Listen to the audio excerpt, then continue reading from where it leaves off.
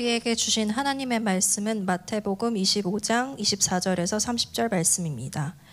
한 달란트 받았던 자는 와서 이르되 주인이여 당신은 굳은 사람이라 심지 않은 데서 거두고 해치지 않은 데서 모으는 줄을 내가 알았으므로 두려워하여 나가서 당신의 달란트를 땅에 감추어 두었었나이다. 보소서 당신의 것을 가지셨나이다.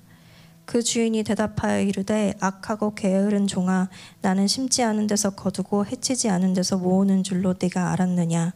그러면 내가 마땅히 내 돈을 추리하는 자들에게는 맡겼다가 내가 돌아와서 내 원금과 이자를 받게 하였을 것이니라 하고 그에게서 그 한 달란트를 빼앗아 10달란트 가진 자에게 주라. 무릇 있는 자는 받아 풍족하게 되고 없는 자는 그 있는 것까지 빼앗기리라. 이 무익한 종을 바깥 어두운 데로 내쫓으라. 거기서 슬피 울며 이를 갈리라 하니라. 오늘 나에게 주시는 은혜의 말씀을 듣겠습니다. 할렐루야. 지난주에 이어서 두 번째 왔습니다. 사실 담임 목사님이 이 강단을 누구에게 맡길 때에는 많은 신경을 쓰십니다. 저도 담임 목회할 때 아무나 세울 수 없잖아요. 근데 두 줄을 이렇게 계속 부탁하실 때는 진짜 나를 사랑하시는구나, 아니면 불쌍히 여기시는구나. 너무 감사하고요. 우리 참 좋은 담임 목사님입니다. 여러분 오늘 처음 나오신 분 계시다면 저는 이 교회 담임 목사가 아닙니다. 그러니까 오늘 실망된다 할지라도 이 허브교회 담임 목사님, 제가 여러 해 동안 이렇게 알고 지내는 목사님 중에 참 좋은 목사님이다, 보기 드문 목사님이다, 이런 분입니다. 그러니까 오늘 실망되더라도 다음 주에 돌아오시기 바랍니다. 어느 두 노인이 노부부가 건강검진을 하러 병원에 갔습니다. 80대 된 노부부인데 건강검진 다 끝나고 의사가 할머니를 불러드렸습니다. 그러면서 이런 이야기를 했습니다. 두 분 너무 건강하십니다. 신체적으로 볼 때 아무 병도 없으시고 건강하십니다. 그런데 할아버지의 정신 상태가 조금 좀 염려가 됩니다 라고 이야기했습니다. 왜 그런데요? 할머니가 물었습니다. 할아버지에게 제가 물었습니다. 할아버지 어떻게 이렇게 건강하십니까? 건강의 비결이 무엇입니까? 물었더니 하나님이 우리를 항상 자기를 보호해 주시고 인도해 주시고 모든 걸 다 나 대신해서 해 주신대요. 예를 들어보라 그랬더니, 예를 들자면 밤에 이제 자다가 화장실을 가야 되는데 자기가 어두운 이런 곳을 이렇게 더듬거리면서 화장실에 가서 화장실 문을 열면 하나님이 불을 켜주신대요. 자기가 켜지 않아도 하나님이 켜주신대요. 그러면 그냥 눈 감고 그냥 일 보고 나온대요. 할머니가 그때 무릎을 탁 치면서 이 영감, 누가 냉장고에 오줌을 누나 했더니 할아버지가 냉장고 문을 열고 그게 화장실인 줄 알고 하나님이 불 켜줬다 그러고. 여러분 우리가 하나님을 알려면 제대로 알아야 합니다. 잘못 알게 되면요, 참 우리가 인생이 고달퍼지고 또 마지막에 가서 후회하고 이런 일이 생긴다는 것입니다. 이단이 그래서 무섭다는 것이요. 잘못된 것을 진리인 것처럼 가르치는 이것에 속아 넘어간 사람들은 자기가 하는 일이 이게 진짜 하나님이라 믿고 하지만 잘못된 길을 걷는 것을 보지 못하는, 어떻게 보면 눈뜬 장님과 같은 이런 일이라는 것입니다. 우리가 크리스찬으로 세상에 살아가고 있는데 하나님께서 내가 이 세상에 사는 동안에 어떤 일을 하며 살기를 원하시는가, 우리의 의문이고 또 우리의 어떻게 보면 숙제이기도 하죠. 마태복음 24장에 보면은 예수님께서 사역하시면서 마지막 부분에 다시 예수님이 재림할 것을 말씀하십니다. 마지막 때를 말씀하세요. 내가 이제 죽어서 하늘에 올라가서 이제 다시 올 것이다라는 것을 경고로 말씀하시면서 25장에 가서는 예수님이 다시 오실 때까지 믿는 자들이 어떻게 살아야 되는지를 세 가지 비유로 말씀하십니다. 그 세 가지 비유는 어떤 비유인가 하면은, 첫 번째 열 처녀의 비유가 나옵니다. 신랑을 기다리는 열 처녀가 있는데 이 이스라엘 그 문화는 밤에 결혼식을 합니다. 이제 신랑을 기다리는데 언제 올지 모르니까 등을 준비하고 기다리는데 다섯 처녀는 깨서 기름을 준비하며 기다리다가 신랑이 도착했을 때에 잔치장에 들어갔지만, 다섯 처녀는 게으름 피우다가 준비하지 못하고 이 잔치에 들어가지도 못하고 신랑을 맞이하지도 못하는 이런 불상사가 일어납니다. 그러니까 너희들은 예수님 올 때까지 항상 준비하며 살라. 언제 오실지 모르니까 항상 맞이할 준비하고 살라는 것입니다. 두 번째 비유는 뭔가 하면 달란트 비유입니다. 세 종에게 이 달란트를 맡겼는데 그 달란트로 너희들이 그냥 세상에 먹고 사는 데 쓸지 말고 주인의 기쁨이 되는 일을 하라는 것입니다. 우리 모두에게 주어진 삶을 통하여서 나의 기쁨보다 주인의 기쁨을 위해서 살라는 이런 비유입니다. 세 번째 비유는 무엇인가 하면 이제 양과 염소를 나누는, 천국 백성과 지옥 백성을 나누는 그 가운데 칭찬하는, 이 왕이 칭찬하는 사람들이 있습니다. 누군가 하니 배고픈 자에게 먹여주었고, 목마른 자에게 물을 주었고, 추워 떠는 자에게 옷을 입혀주었고, 감옥에 갇혀 외로워한 자에게 방문하여서 위로해 주었고, 언제 우리가 그런 일을 하였습니까? 묻자 극히 작은 자에게 한 것이 곧 나에게 한 것이다. 우리가 살아가면서 멋지고 위에 있고 대단한 사람들에게만 잘하는 것보다 아주 소외되고 어떻게 보면 버림받은 이런 사람들을 소중히 여기라는 것입니다. 예수님도 이 세상에 오셔서 회당을 먼저 찾아가지 아니하시고 자기를 필요로 하는 가난하고 어렵고 소외당한 사람들을 찾아가셨다는 것입니다. 그런 삶을 살라고 말씀하세요. 오늘 우리는 두 번째 비유에 좀 초점을 맞춰보려고 합니다. 두 번째 비유는 뭔가 달란트의 비유입니다. 모르는 분들을 위해서 간단하게 설명하자면 어느 주인이 여행을 떠나면서 세 종에게 이 각각 그 재능대로 달란트를 맡기고 갑니다. 이 달란트란 돈이라 생각해도 됩니다. 한 종에게는 5달란트, 다른 종에게는 2달란트, 마지막 종에게는 1달란트를 맡기고 갑니다. 5달란트, 2달란트 받은 종은 이제 주인이 돌아올 때에 곱으로 남깁니다. 10달란트를 돌려드리면서 칭찬을 받습니다. 착하고 충성된 종아, 내가 작은 일에 충성하였으니 더 많은 것을 맡기겠다라고 칭찬하십니다. 근데 문제는 1달란트 받은 종이었습니다. 이 종은 1달란트 받아서 땅에 묻어두었다가 본전치기 했습니다. 자기는 잘한다고 생각했나 봐요. 그래도 내가 손해보지 않고 그대로 주인이 맡긴 거 갖고 왔으니 내가 그냥 뭐 욕도 칭찬도 못 받으리라 생각했는지 그냥 그대로 갖고 왔다가 완전히 그냥 박살납니다. 뭐라고 이야기하는가? 이 악하고 게으른 종아. 그게 왜 악했나? 왜 게을렀나? 한번 우리가 오늘 생각해 보고자 합니다. 여러분이 달란트 비유는요, 우리에게 크게 두 가지 레슨을 알려주고 있습니다. 하나는 우리 모두에게 각각 그 재능대로 달란트를 주셨다는 것입니다. 다 재능대로 달란트를 주셨어요. 저는 어려서 달란트 없다고 생각했습니다. 아니, 주위에 있는 사람들이 제가 달란트 없는 것처럼 취급했어요. 저에게는 한 살 5개월 하루 많은 형님이 계십니다. 또 아래로는 5년 아래 여동생이 있어요. 형은 손재주가 좋았어요. 동생은 글을 잘 썼어요. 전 잘하는 게 없었습니다. 전 잘하는 건 하여튼 사고뭉치였어요. 굉장히 개구쟁이라서 아버님 저 청주에서 목회하실 때 다람쥐 잡으러 교회 저 헌금 바구니 가지고 나가서 잡다가 붙들려 갖고 진짜 예수님 만나는 줄 알았고, 동네 강아지 세례 준다고 아버지 흉내 내고 내가 성부와 성자와 하다가 또 그냥 막 얻어맞고, 하여튼 한 가지 제가 받은 달란트는 맷집이 좋았어요.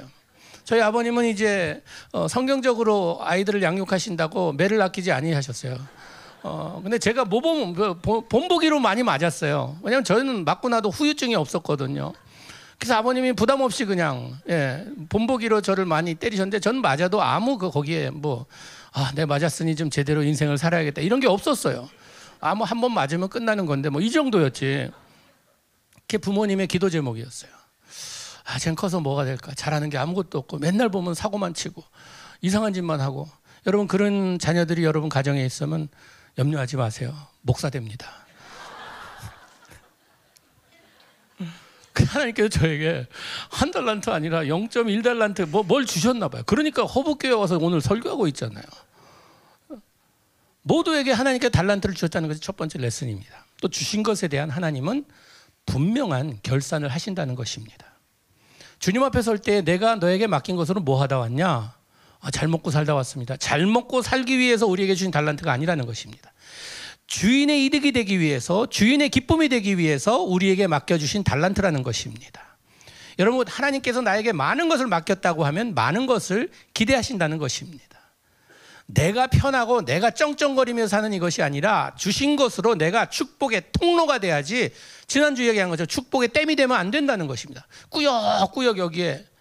그럼 어떻게 보면 뭐 세상, 제가 이러면 어떤 목사님이 이렇게 표현하시더라고요. 우리가 하나님이 주시는 것이 이게 통로가 안 되면 우리가 고여 있으면 물은 썩는데요.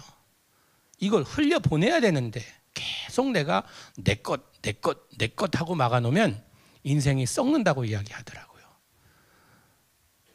우리에게 주신 달란트로 난 지금 뭘 하고 살고 있는지 한번 점검하는 시간이 됐으면 좋겠습니다. 하나님은 우리에게 맡기신 것으로 대단한 일을 행하기 원하세요. 이것이 하나님께서 우리에게 주신 능력입니다. 지난주에도 나눈 것처럼 능력 주시는 자 안에서 내가 모든 것을 할 수 있다고, 능력 주신 자 안에 거해야 됩니다. 변두리에서 맴도는 것이 아니라, 주님 가까이 가는 것이 아니라, 옆에서 걸어가는 것이 아니라 주님 안에 거하는 자들이 능력을 발휘합니다. 우리 모두에겐 그럴 만한 능력이 있는데, 이 능력을 내가 발휘하며 사느냐 아니면 능력을 포기하고 사느냐, 이 둘 중에 하나라는 것입니다. 우리 안에는 성령님이 예수 믿고 나면 다 계세요. 이 성령님이 능력을 발휘하기 위해서는 뭘 해야 되는가? 나의 주권이, 나의 삶의 주권을 주님께 드려야 돼요. 내가 내 이 주권을 가지고 붙들고 있다고 하면 내 능력이 할 수 있는 것밖에 못합니다. 그러나 주님께 주권을 드릴 때에 주님께서 일하신다는 것입니다. 하루는 TV를 보는데 벼룩 서커스를 한대요. 벼룩이 서커스. 그럼 벼룩이 잘 모르는 분도 계실 텐데 조그만 벌레입니다. 이 벌레 능력은 뛰는 데 있어요. 벼룩이가 놀라운 다리를 가지고 있습니다. 자기 몸의 수백 배 높이를 뛰어요. 탱탱 뛰어다녀요. 이렇게 봤다 하면 탱 뛰면 없어졌어요. 서커스를 한대요. 다리를 부러뜨렸나? 뭐 실로 묶었나? 궁금하더라고요. 시간이 돼서 이렇게 요만한 탁자 위에 놀이터를 만들어 놨더라고요. 조그만 시소도 있고 조그만 미끄럼틀도 있고 뭐 그래요.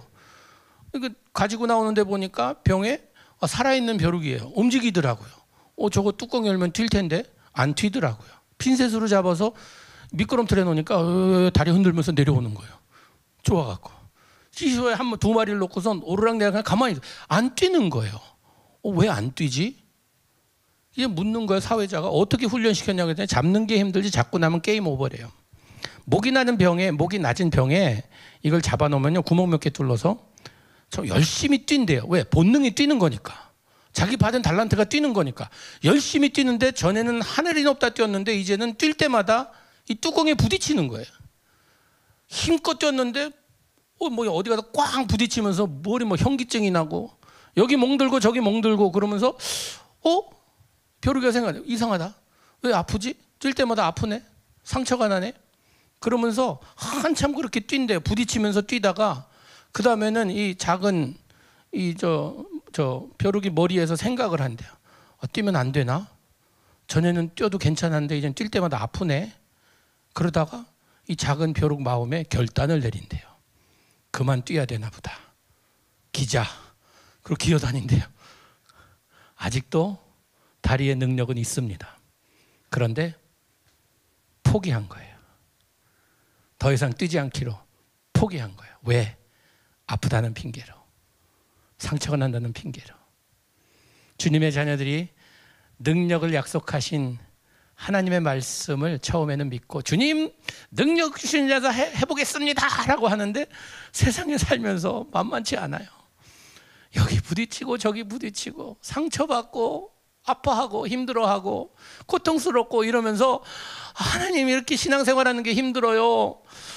나는 능력 발휘하면 안 되나 봐요. 그냥 난 그대로 그냥 보통 사람처럼 사는 게 내 인생인가 봐요 하면서 우리도 하나님께서 약속하신 능력을 포기하며 사는 사람들이 너무 많다는 것입니다. 하나님께서는 오늘도 우리에게 능력을 발휘하며 살길 원하세요. 주신 달란트로 주인의 영광이, 주인의 이름이 빛나기를 원하세요.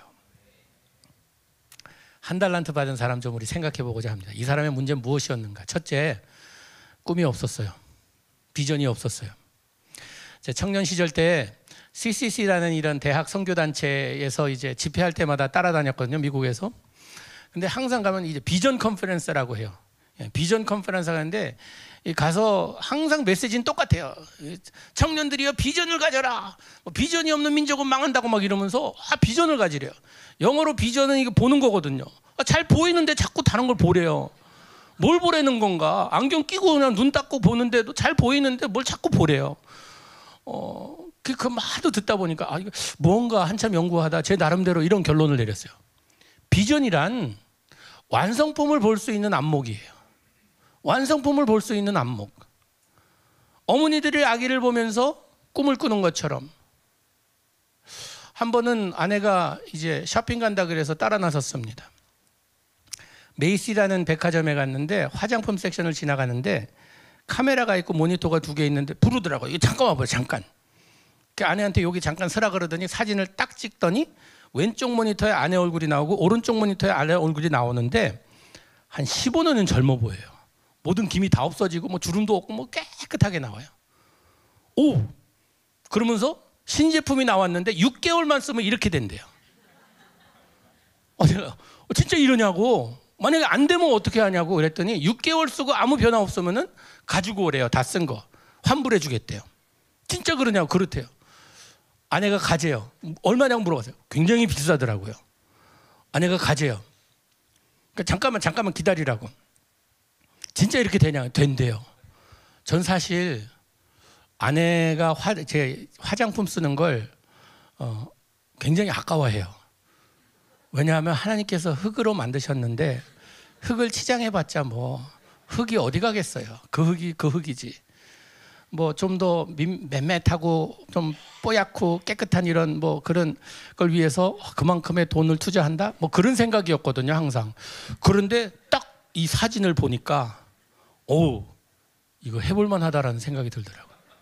이걸 보장한대요. 돈도 환불해 준대요, 안 되면.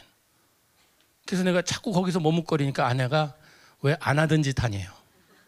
제가 그때 그랬어요. 비전을 봤다고. 완성품을 보고 났더니 돈이 아깝지가 않은 거예요. 완성품을 보고 났더니 와, 이건 할만하다 생각되는 거예요. 여러분, 우리가 인생이 그렇습니다. 하나님께서 나에게 주신 비전을 보고 나면요, 야, 이건 내 인생이 거기에 투자해도 아깝지가 않은 거예요.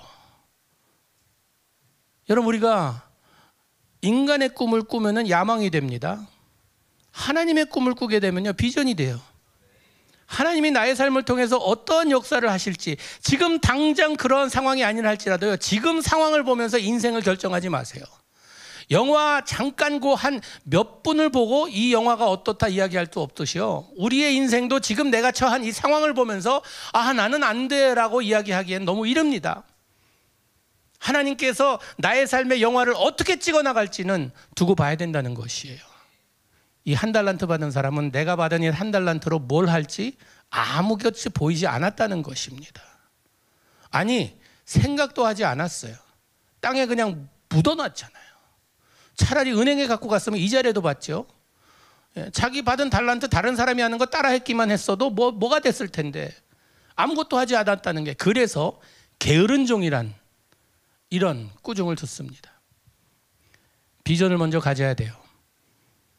저희 컴패션의 아이들은요, 제일 먼저 하는 것이, 아이들이 12살 되기 시작하면서 공책 하나, 이제 노트를 하나 주면서 My plans for tomorrow, 내일에 대한 나의 계획 해갖고 그걸 쓰기 시작해요. 내가 이제 커서 뭐가 되겠다, 내가 선생님이 되겠다 하면 내가 지적으로, 영적으로, 사회 정서적으로 어떻게 내가 준비할 것인가를 쭉 써나가요. 선생님과 같이 검토하면서 그 꿈을 계속 이뤄나가도록. 가다 바뀌는 애들도 있어요. 근데 그렇게 꿈을 키워나가는 이걸 도와줘요. 한국 청년들에게, 중고등학생들에게 와서 제가 물었어요. 네 꿈이 뭐니? 몰라요. 왜 몰라? 알아야지. 왜 몰라? 그러니까 뭐 꿈 같은 거 꿔봤자 뭐 될지 안 될지도 모르는데. 컴패션에서 저는 참 감사한 것이, 이 극빈곤에 있는 아이들이 꿈을 꾼다는 것은 사치입니다. 그런데 누군가의 후원으로 그들이 예수님을 만나고 꿈을 꾸기 시작하면서 소망이 생기고 희망이 생기고 새로운 삶을 시작하게 됩니다. 여러분, 꿈이 그만큼 중요하다는 것이에요. 하나님의 꿈을 꾸는 여러분 되기를 축복합니다. 꿈을 꾸는 것도 중요하지만요. 오늘 시작해야 돼요. 평생 꿈만 꾸다 끝나는 사람들이 있어요. 그 뜬구름 이거 뭐 잡는 사람들이라 그러죠. 예, 꿈만 꾸다 끝나는 사람들인데 꿈을 꿨으면 오늘부터 준비하기 시작해. 하나님께서 나에게 불쌍한 사람들, 여기 보니까 몽골에 의료사역 간다 그러는데 하나님 내가 의료진이 아니래도 지금 아니래도 어떻게 해서라도 내가 배워서라도 가겠습니다 라고 하면요, 공부해야죠. 거기에 대한 뭐 준비도 해야죠. 아무것도 안 하고 주님 해주십시오, 내가 준비됐습니다, 이거 아무 소용없어요. 거기에 대한 준비를 해야 돼요. 하나님이 내가 마음만 먹고 이렇게 기도만 하면 되리라? 아니요. 주님께서 뭐라고 말씀하셨는가?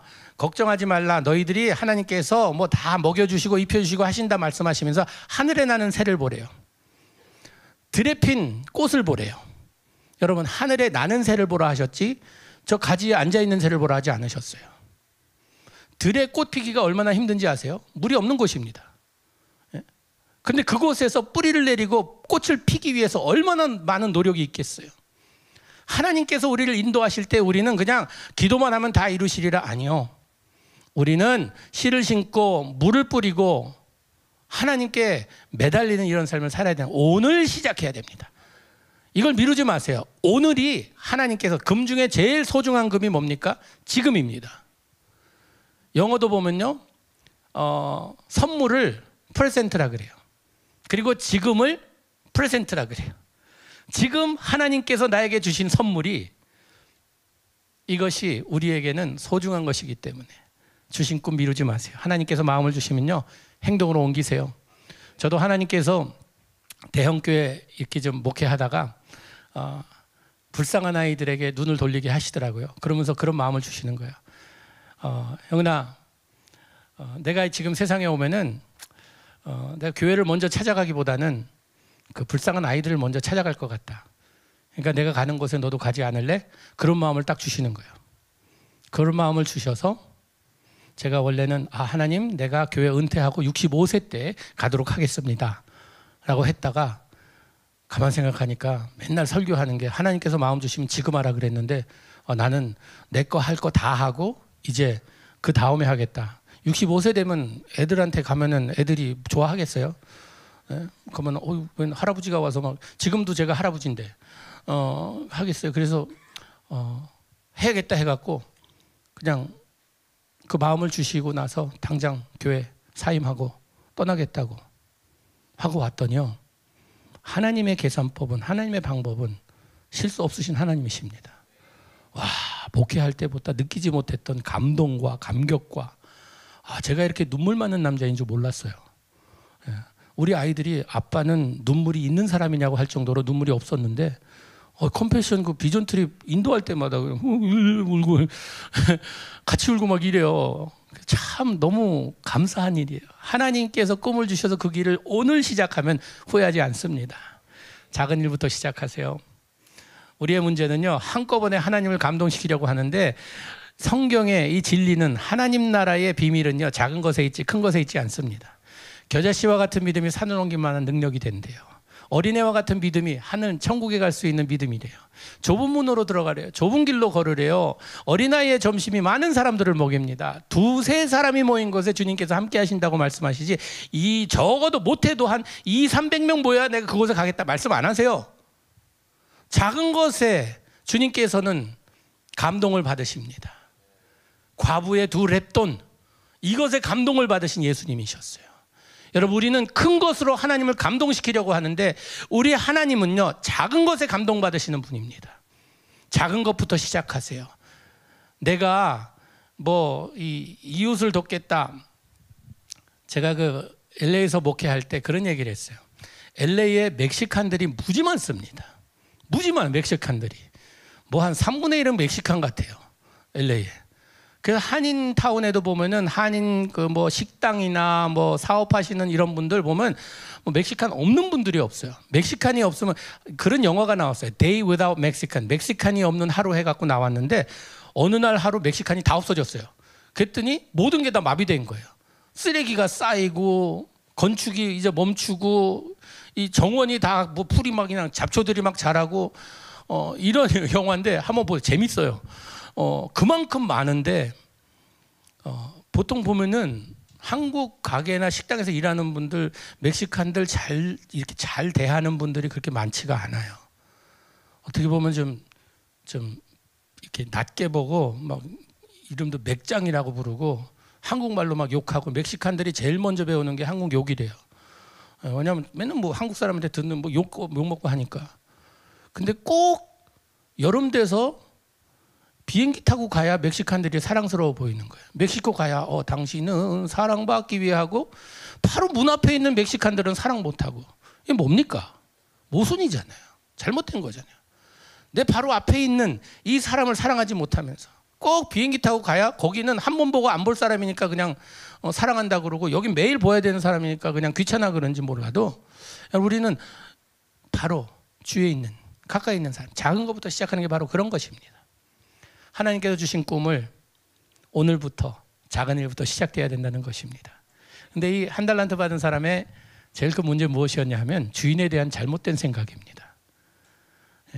우리로 말하자면 하나님에 대한 잘못된 생각이 우리의 인생을 망쳐놓는다는 것입니다. 24절에 뭐라고 기록되어 있습니까? 24절에 보면요, 한 달란트 받았던 자도 와서 가로되 주여 당신은 굳은 사람이라, hard man, 심지 않은 데서 거두고 해치지 않은 데서 모으는 줄을 내가 알았다. 이 완전히 사기꾼이라고 이야기합니다. 주인은 나한테 한 달란트 주고 뭘 대단한 걸 기대하냐, 당신은 이건 사기 정신이다, 뭐 이런 얘기예요. 그래서 두려워하여 나는 나가서 당신의 달란트를 땅에 감추어 두었나이다. 보소서 당신 것을 받으셨나이다. 당신 한 달란트 주고 한 달란트 챙겼으면 그 된 거지 뭐 이렇게 그러냐고, 이런 말을 하는 거예요. 그러면 주인이 두려웠대요. 참 주인을 몰라도 너무 몰랐습니다. 주인은 그에게 기대한 것은 그의 이 뭐 액수가 아니라, 만약에 이 한 달란트 받은 사람이 이것을 가지고 뭘 했다가 망했다고 해봐요. 망했다고 해서 이거 열심히 하려고 했는데 뭐 이게 경제가 안 좋고 뭐 우크라이나 전쟁이 나고 뭐 해서 이게 다 망했어요. 주인에게 와서 주인 다 망했습니다. 본전도 못 찾고 이거 다 모든 거 다 잃었습니다. 내가 아는 주인은요 그랬을 것 같아요. 야, 내가 미안하다, 좀 더 줄 걸. 다른 걸 했으면 됐을 텐데 내가 너무 적게 줘갖고 그랬구나. 나의 실수. 다음부터 내가 더 줄게. 이랬을 거예요. 문제는 아무것도 안 했다는 것입니다. 왜 악하다고 욕먹었는가? 주인에 대한 악한 생각을 가지고 있었어요. 주인의 의도는 그거가 아닌데 엉뚱한 걸 가지고 주인을 사기꾼으로 몰고, 무서운 사람으로 몰고. 저희 집에 6아이 중에 저랑 똑같은 아이가 하나 있습니다. 너무 똑같아요. 얘는 진짜 사고 덩어리예요. 가서 노는데 그냥 이렇게 얌전하게 노는 적이 없어요. 자기 동생하고 여동생이 이제 데리고 나가서 논다고 그랬는데 카트에 실어갖고 언덕에서 그냥 아래로 밀어 막 그냥 스피드를 낸다고, 빨리 그냥 얼마나 빨리 갈 수 있는지 한번 보기 위해서 막 밀고, 이게 뒤집혀갖고 딸아이 얼굴이 뭐 여기 다 그냥 긁히고 그런 거예요. 얘는 항상 이게 무슨 사고 났다 하면 얘예요. 그리고 다른 아이가 사고 났다 해도 얘가 꼭 개입돼 있어요. 그런 애예요. 근데 얘는 또 맷집이 좋아요. 맷집이 좋아서 뭐 잘못하면 엄마한테 가서 이건 5대니까 빨리 때리라고, 난 나가서 놀아야 된다고, 이런 애예요. 그 아내가 얘는 우리 아닌 것 같다고, 샌프란시스코에서 태어났는데 거기 중국 사람들이 많습니다. 병원에서 바뀐 것 같다고. 아무래도 얘는 우리 애가, 다른 애들은 다 얌전하고 뭐 그런데 얘는 너무 그러니까 아닌 것 같다고 한번 유전자 테스트 해보자고 막 그런 얘기까지 했어요. 그래서 제가 아니라고, 우리 애라고, 맞다고. 나랑 너무 똑같다고. 얘는 우리 아닐 수가 없다고. 나도 그냥 맷집이 좋았고 얘처럼 그냥 아버지한테 맡아도 그냥 뭐 빨리 맞고선 나가서 놀아야 되니까. 그런 애가 우리 애라고. 그런 애였어요. 근데 얘가 이제 교회에서 일 마치고 집에 왔는데 하루는 조용한 거예요. 아무도 안 나오는 거예요. 왜 그러지? 방에 들어가 봤더니 아내가 침대에 누워 있어요. 돌아서 이제 일어나는데 눈이 퉁퉁 보이는 거예요. 왜 그러냐 그랬더니 얘가 또 일을 저지른 거예요. 일을 저질렀는데 무슨 일이냐고 물어봤더니, 애가 많으면요 이 군대 같아요. 모든 걸 같이 해야 돼요. 밥 먹을 시간에 같이 먹어야지 뭐 나중에 혼자 먹는 거 이거 없습니다. 먹을 때 같이 먹지 않으면 없어요. 나중에 자기가 뭐 부엌에 와서 꺼내 먹는다, 그거 안 됩니다. 예, 금지되어 있어요. 먹을 때 같이 먹든지 아니면 굶어라, 이거예요. 여러분, 그 한국도 미국도요, 애들이 안 먹을 때 부모가 따라다니면서 먹이잖아요. 그럴 필요 없어요. 배고프면 다 먹게 돼 있어요. 예, 굶어 죽은 애 없습니다. 아직까지 못 먹어서. 근데 우리 집은 그냥 뭐 그렇게 딱 해놓으니까. 그리고 공부하는 시간도 다 같이 해야 돼요. 숙제하는 시간, 자기 숙제 없어도 앉아서 공부하는 척이라도 해야 돼요. 공부하는 시간에 다 앉아서. 근데 하루는 공부하라고 다 이제 숙제하라고 앉아 있는데 얘가 밖에서 놀다가 공부하는 시간을 알고 들어왔어요. 근데 엄마한테, 엄마 난 지금 공부할 거 없으니까 나가서 더 놀겠다고. 근데 엄마가 안 된다고. 얘가 한 8살, 9살 됐어요. 안 된다고. 공부하는 시간에 다 앉아서 공부해야 된다고. 앉으라고. 그랬더니 NO! 나가서 놀겠다 그러는 거예요. 그러니까 엄마가 어깨를 확 눌렀어요. 앉으라고. 그랬더니 엄마를 확 뒤로 밀어갖고 뒤로 넘어지면서 엄마가 벽에 그냥 머리 꽝 부딪히면서 애들이 다 막 우와 놀래갖고, 아내도 너무 충격을 받아갖고, 아니 지금 이 어린애가 엄마한테 막 그냥 폭력적으로 밀고 이러니까 너무 충격을 받은 거예요. 얘도 놀랬어요. 엄마가 그렇게 넘어지면서 벽에 부딪히리라고는 생각을 못했어요. 너무 놀래갖고 걔도 막 그냥 막 놀리 이러고 있는데 아내가 이건 안 되겠다 해서 이건 감당하기엔 좀 너무 큰 일이니까 제가 아이들 훈육은 아내가 거의 다 했습니다. 저는 그냥 아이들 혼낼 일이 있으면 1년에 한 번 뭐 거의 뭐 안 할 정도였는데, 좀 심각한 일이면은 아내가 저한테 이제 하라 그래서 근데 이 맨날 혼나는 엄마는 얘가 두려워하지 않아요. 근데 아빠는 연중 행사로 한 번 하니까 예, 좀 크게 제가 좀 노하고 하니까 무서워해요. 아빠는. 얘한테 너 방에 가라고. 아빠 올 때까지 방에 있으라고.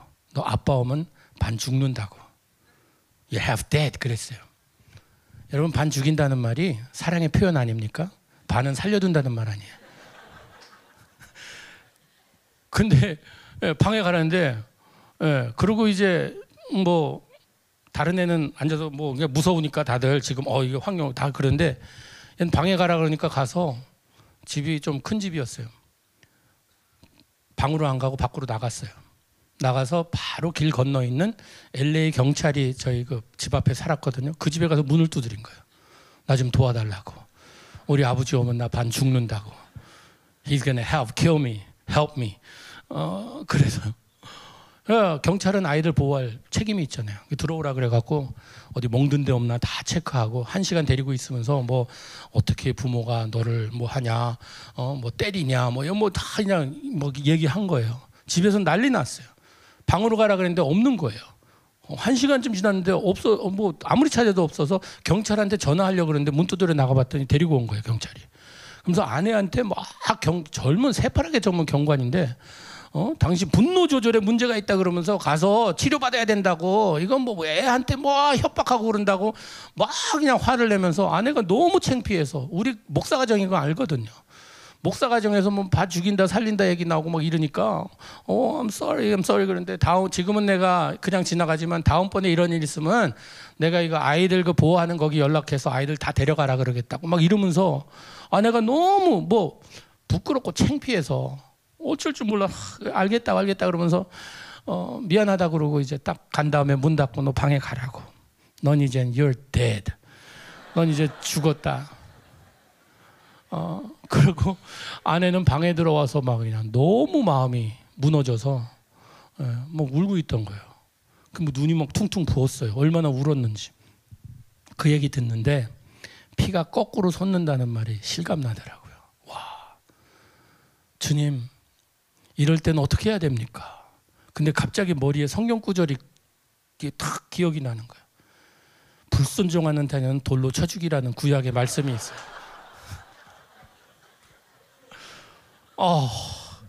그냥 와, 주님 어떻게 해야 됩니까?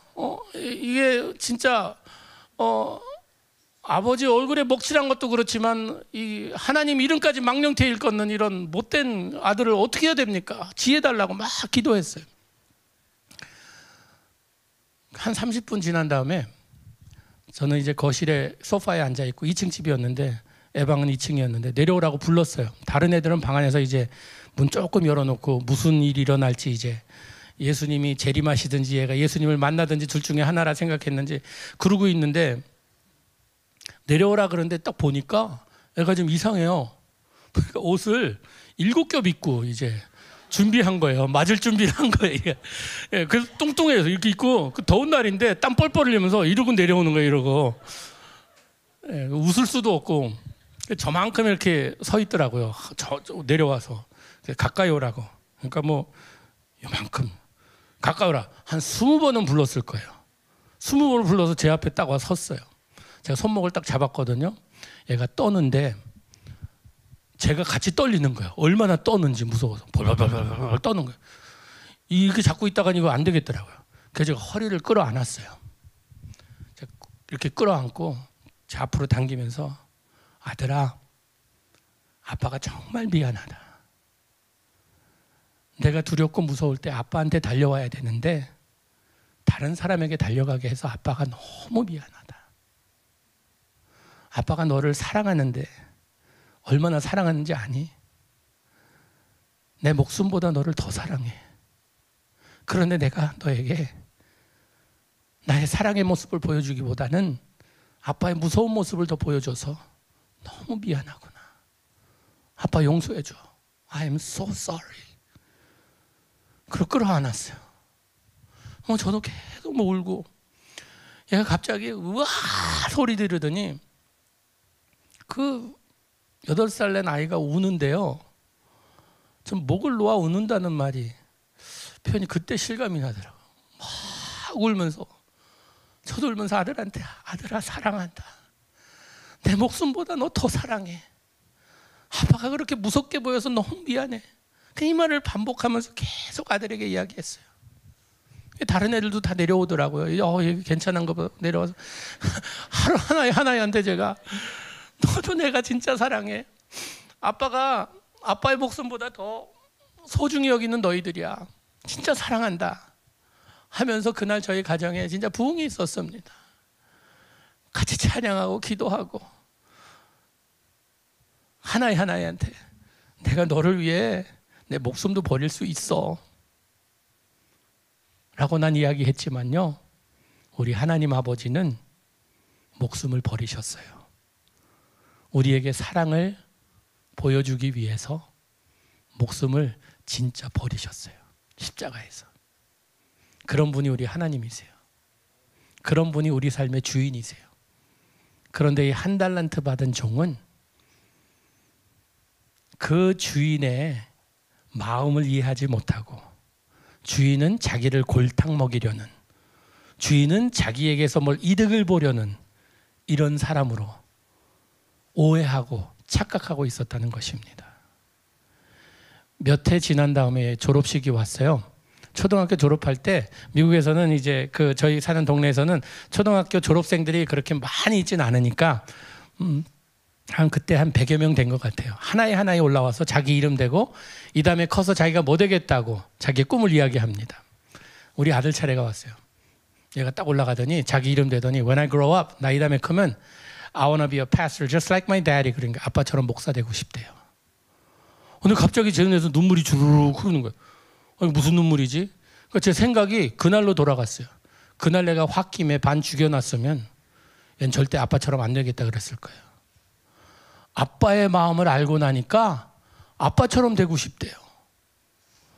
여러분, 우리가 하나님의 마음을 제대로 알고 나면요, 에덴 동산에서 잃어버린 하나님의 형상을 회복하는, 내가 하나님의 모습, 거룩한 모습, 인자한 모습, 용서하는 모습, 이런 모습을 하려는 그 마음이 절실하게 생긴다는 것입니다. 그게 내 삶이 되기 원한다는 것이에요.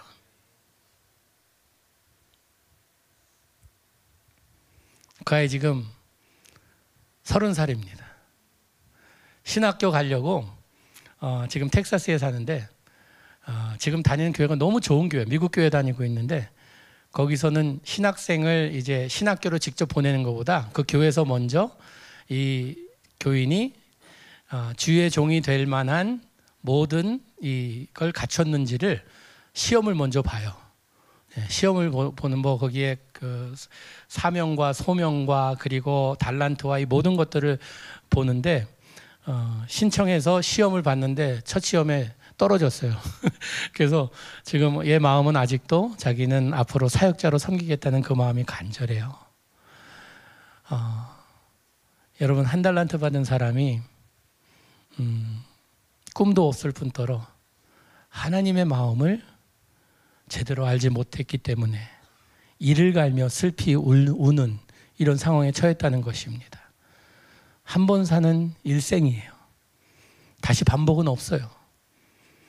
여러분, 하나님의 꿈을 한번 꿔보세요. 이 하나님의 꿈을 꿀 때에 저는 항상 컴패션에서 비전 트립, 우리 허브교회 교인들과 함께 비전 트립도 같이 갔다 왔는데, 가서 졸업생들을 만나는 저녁이 있습니다. 그 졸업생들 만나게 되면 그 졸업생들 입에서 예수님의 이름이 떠나질 않아요. 예수님의 은혜로, 예수님의 사랑으로, 예수님 때문에 계속 예수님께 모든 영광을 돌린다. 이것이 그냥 입에서 떠나질 않아요. 이게 어떻게 보면 나는 가난해서 태어났지만 이 가난에서 벗어날 수 있는 아무런 길이 없었지만, 그러나 참 누군가의 받은 달란트를 나눔을 통하여서 나의 삶이 지금 이렇게 변화를 받았다. 만약에 너를 후원한 사람이 저 문으로 들어온다면 뭐라 그러겠냐? 다들 울어요. 고마움에 받은 은혜에 너무 감사해서. 이번에도 만났는데 졸업생들이 5명이었는데 5명 다 자기들이 후원자래요. 이제는 성인이 되어서 직장 생활하면서 자기들이 돈을 벌게 되니까 자기들도 받은 은혜 흘려보내겠다고. 여러분, 우리에게 주신 달란트가 많건 적건 상관없습니다. 자꾸 비교하지 마세요. 나는 저 사람만큼만 있으면 나도 할 수 있어. 아니요.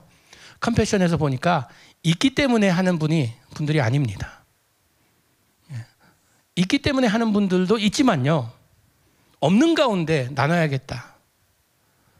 2022년 크리스마스 그때 어느 80좀 중반 되는 할머니가 찾아오셔서 150만 원을 주면서 불쌍한 어린아이를 좀 도와달라고 그러세요.